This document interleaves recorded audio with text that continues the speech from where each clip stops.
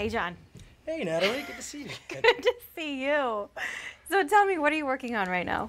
I am the lead environment for Crowfall, and it's our job, my team, to take the concepts that Dave and Allison and Larissa do, and to apply it into the 3D modeled world. Oh, so wow. we'll take his beautiful pictures, for example. I've got one up. He'll concept a picture of, like, say, this castle, and then we create the assets and the art and plop it into the world. So here we've constructed this little town for where the players will be able to walk around and whatnot. Oh, wow. And we now have the ability with a program called SpeedTree that I can come over here and build it to my exact specifications. I can change the size of the leaves, how small I want that.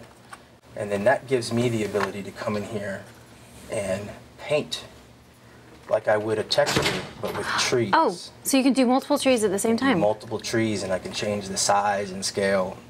So how much of this just comes from your mind as opposed to like what's been conceptualized already by the Well, creators? I mean, it's a collective creative process, but I like this part of it because it gives me the freedom to kind of explore ideas, and I like to see money shots, so to say, what it would look like coming up. So for example, I have a beautiful shot down here where you're looking out to this valley, and when I click on the render view, this is what you see. And this with all the game effects, depth of field, bloom, scattered lighting, so to say. All that's going on all at once.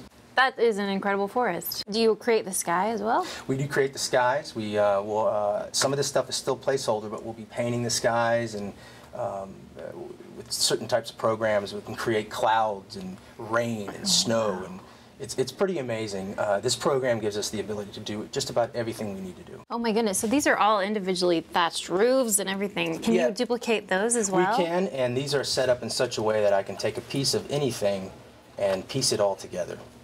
We wanted to have the ability to just take a bunch of smaller models, put them together, and have that kind of patch-looked work done for this type of town.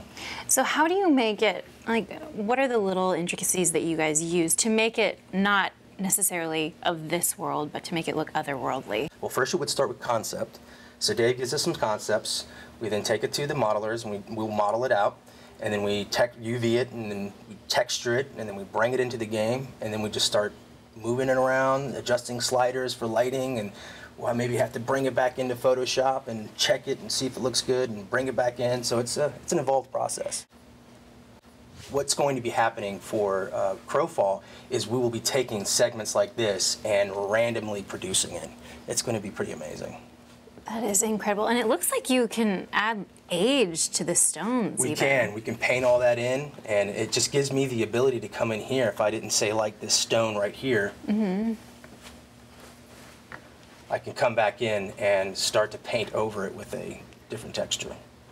Or for example, let's say, oh, this looks good with grass, but you know what? Let's get some snow in there. Let's fill the whole thing with snow. So I can edit the textures and apply, for example, a snow world. Oh my goodness. So now this whole thing is got snow on it. Oh, that is incredible. Wow, and I mean, and it's really, in a program like Unity, which is really known for just the freedom. We just have the freedom to do whatever we really need to do. Well, you've done a really great job because I want to be there in that world right now. Awesome. Excuse me, I'll just jump in real quick.